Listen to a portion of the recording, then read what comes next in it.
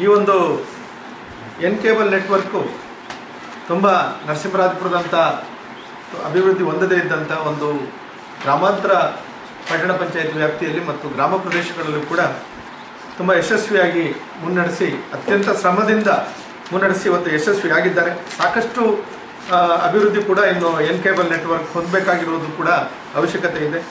ಜನರ ಸಹಕಾರದೊಂದಿಗೆ ಯಾವುದೇ ಕಾರ್ಯಕ್ರಮ ಯಶಸ್ವಿಯಾಗಲಿಕ್ಕೆ ಸಾಧ್ಯ.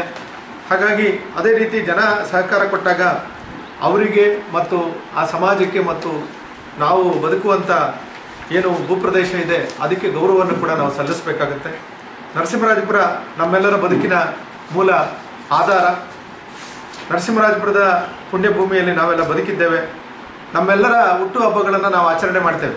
ಬಹುಶಃ ಇವತ್ತೆಲ್ಲರೂ ಕೂಡ ವಯಸ್ಸಾದವರು ಇರ್ಬೋದು, ಚಿಕ್ಕ ಮಕ್ಕಳು ಇರ್ಬೋದು, ಎಲ್ಲರೂ ಕೂಡ ಮಾಡ್ತಾರೆ.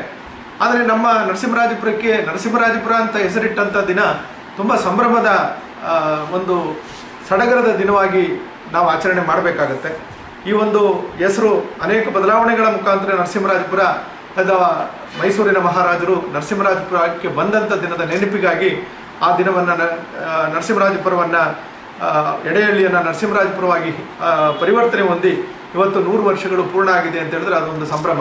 ಹಾಗಾಗಿ ನಾವೆಲ್ಲರೂ ಕೂಡ ಈ ತಾಲೂಕಿನ ಅತ್ಯಂತ ಪ್ರಭಾವಿ ವ್ಯಕ್ತಿಗಳು, ತುಂಬ ಧಾರ್ಮಿಕ ಕ್ಷೇತ್ರ, ಸಾಮಾಜಿಕ ಕ್ಷೇತ್ರ, ರಾಜಕೀಯ ಕ್ಷೇತ್ರ, ಶೈಕ್ಷಣಿಕ ಎಲ್ಲ ಕ್ಷೇತ್ರದಲ್ಲೂ ದುಡಿದಂಥ ಮಹನೀಯರು ಇವತ್ತು ಎನ್ ಆರ್ ಪುರಕ್ಕೆ ಭಾರಿ ಕಾಣಿಕೆಗಳನ್ನು ಎನ್ ಆರ್ ಪುರದ ಅಭಿವೃದ್ಧಿಗೆ ನೀಡಿದ್ದಾರೆ.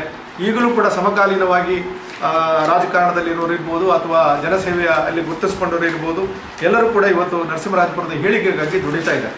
ಹಾಗಾಗಿ ಇವರೆಲ್ಲರನ್ನು ಸೇರಿಸ್ಕೊಂಡು ಒಂದು ದೊಡ್ಡ ಕಾರ್ಯಕ್ರಮವನ್ನು ನರಸಿಂಹರಾಜಪುರದ ಹೃದಯ ಭಾಗದಲ್ಲಿ ಮಾಡಬೇಕು ಅನ್ನುವಂಥ ಒಂದು ಸಣ್ಣ ಚಿಂತನೆ ನಮ್ಮಲ್ಲಿ ಬಂದು 4-5 ತಿಂಗಳಿಂದ ಇದರ ಬಗ್ಗೆ ಚರ್ಚೆ ಮಾಡಿ ಯಾವ ರೀತಿಯ ರೂಪುರೇಷೆಗಳ ಮುಖಾಂತರ ಮಾಡ್ಬೋದು ಅನ್ನೋದ್ರ ಬಗ್ಗೆ ಚರ್ಚೆ ಮಾಡಿದಾಗ ಸಾಧ್ಯವಾದಷ್ಟು ಬೇಗ ಈ ಮಳೆಗಾಲಕ್ಕಿಂತ ಮುಂಚೆ ಅಂದರೆ ಒಂದು ಟೆನೆಂಟಿವ್ ಆಗಿ ಮೇ 21 ಶನಿವಾರದಂದು ಮಾಡ್ಬೋದು ಅನ್ನೋಂಥ ಒಂದು ಕಾರ್ಯಕ್ರಮ ಹಾಕ್ಕೊಂಡಿದ್ದೇವೆ.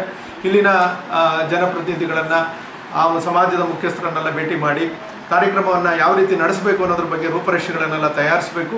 ಅನಂತರದಲ್ಲಿ ಅದನ್ನು ಯಶಸ್ವಿ ಮಾಡಲಿಕ್ಕೆ ಎಲ್ಲ ಸಾರ್ವಜನಿಕರ ಸಹಕಾರವನ್ನು ಪಡ್ಕೊಳ್ಳೋದ್ರ ಮುಖಾಂತರ ಎನ್ ಆರ್ ಪುರದ ಒಂದು ಇತಿಹಾಸವನ್ನು ಇಡೀ ರಾಜ್ಯ ಮಟ್ಟದಲ್ಲಿ ಬಿಂಬಿಸುವಂಥ ಒಂದು ಕೆಲಸವನ್ನು ಈ ಕಾರ್ಯಕ್ರಮದ ಮುಖಾಂತರ ಮಾಡೋದ್ರ ಮುಖಾಂತರ ಎನ್ ಆರ್ ಪುರಕ್ಕೆ ಮುಂದೆ ಆಗಬೇಕಾದಂಥ ಅಭಿವೃದ್ಧಿ ಕಾರ್ಯ ಇರ್ಬೋದು ಅಥವಾ ಯಾವುದಾದ್ರೂ ಒಂದು ಮಹತ್ತರವಾದಂಥ ಯೋಜನೆಗಳನ್ನು ಇದರ ಮುಖಾಂತರ ಜನರಿಗೆ ಪರಿಚಯಿಸುವಂಥ ಒಂದು ಕಾರ್ಯಕ್ರಮ ಕೂಡ ಇದರ ಜೊತೆಯಲ್ಲಿ ಮಾಡ್ತೇವೆ. ಹಾಗೆಯೇ ಇದರ ಜೊತೆಯಲ್ಲಿ ಅತ್ಯಂತ ಗಣ್ಯ ವ್ಯಕ್ತಿಗಳ